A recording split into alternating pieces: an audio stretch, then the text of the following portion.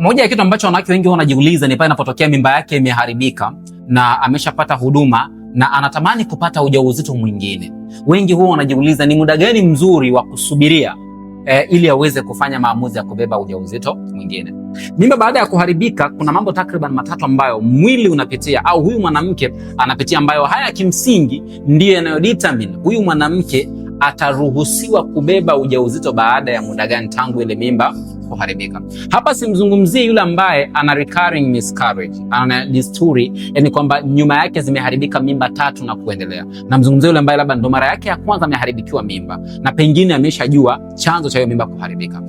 Katika mambo ambayo yanajitokeza baada ya mimba kuharibika, kwanza kuna uwezekano huyu mwanamama katika mimba jinsi ilivyoharibika ikapelekea yeye akakumbwa na complication, maudhi au yale madhara yanayotokana na mimba kuharibika. Like huyu mama pengine ameharibikiwa mimba na damu imetoka nyingi sana mpaka ikapelekea labda kufanyiwa huduma nyingine za medication intervention kwa lengo la kumsaidia.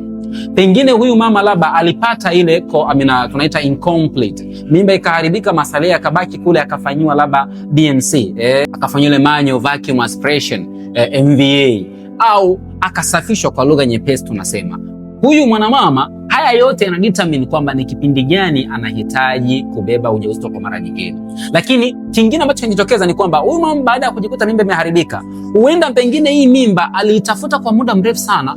Maybe alikuwa na changamoto, labda ni maambukizi alikuwa nayo, au kwenye ndoa amekuwa zaidi kwa miaka 3, 4, 5, ametafuta mtoto kwa muda mrefu. Kwa baada ya kupata mimba haijadumu ndani ya wiki 2 au miezi 2, 3, 4, mimba imeharibika. Kwa hiyo kiuhalisia, jambo la kwanza atakuwa changamoto au atakuwa na ile trauma emotional, kule kuumia kwamba ametumia muda mrefu alafu mimba imeharibika, lazima atakuwa hayuko sawa kihisia.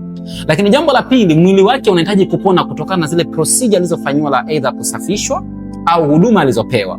Lakini pengine huyu mama kutokana alipoteza damu nyingi, tunahitaji kwanza aweze kurecover ili kurudisha kiwango halisi kizuri cha damu, kwa sababu kipindi cha ujauzito mama anahitaji kuwa na damu ya kutosha kwa ajili ya kusupport ukuaji wa ujauzito pamoja na yeye. Kwa hiyo ni lazima tuhakikishe kwamba amesha recover kutoka kwenye ile changamoto ya anemia, amerudi katika hali yake ya kawaida.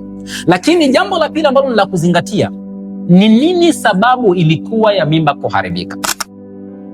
Yaani nini factor ambayo ilipelekea mimba hii kuharibika? Ilikuwa ni ajali ama alikuwa na yale maambukizi ambayo ni chronic illness, like changamoto kama za magonjwa ya kisukari, labda changamoto za magonjwa ya hypertension, magonjwa ya moyo, au pengine changamoto ni itilafu za kimaumbile, labda alikuwa na cervical incompetence, shingo yake ya kizazi ilikuwa ni dhaifu, tunasema mfuko wa uzazi ile kwenye mji wa uzazi ulikuwa dhaifu, mimba ikaharibika. Lazima tuwe tumeshajua, kwa sababu bila kujua atakapobeba mimba nyingine ndani ya muda mfupi inaweza kupelekea hii mimba ikaharibika tena. On top of that, jambo jingine ambalo ni la muhimu sana tunalizingatia ni kwamba je, zile complication zimeshatibiwa? Kama itakuwa zimeshatibiwa, kinachotizamwa hapa ni yeye mwenyewe kuwa yuko psychological okay, emotionally stable, hana stress, anaruhusiwa kubeba ujauzito. Na ndio maana study baadhi zinaonyesha kwamba mwanamke baada ya mimba kuharibika, ndani ya wiki 2 au 3 zinazofuata anaruhusiwa kubeba mimba nyingine na kusiwe na shida. Lakini study nyingine zinaonyesha kwamba walau mwezi 1.5, study nyingine zinaonyesha miezi 3. Lakini kama ikiwa ni kwa upande wangu, ningependekeza iwe ni miezi 6, hasa kama mimba hii iliyoharibika ilikuwa ni mimba ya kwanza, au kipindi ambacho umekaa kabla ya kubeba mimba nyingine, yani ndani ya hii mimba ulioibeba umekaa zaidi ya miaka 2. Kwa hiyo hakunaga jibu la moja kwa moja kwamba mimba ikiharibika inakutaka ukae miezi kadhaa ndipo ubebe mimba nyingine, bali kwa kuzingatia kama tayari umeshajua chanzo cha hiyo mimba kuharibika, lakini pia kwa kuzingatia kama complication, yale madhara kutokana na mimba kuharibika yametibiwa, lakini pia kwa kuzingatia kwamba umesha recover kisaikolojia, kihisia, uko vizuri, hauna stress na unaona kabisa kwamba mwili umesha pona. Lakini jambo la mwisho ni angalau uwe umeshapata hedhi walau mara 2, kwa maana kwamba mizunguko yako ya hedhi 2 imepita.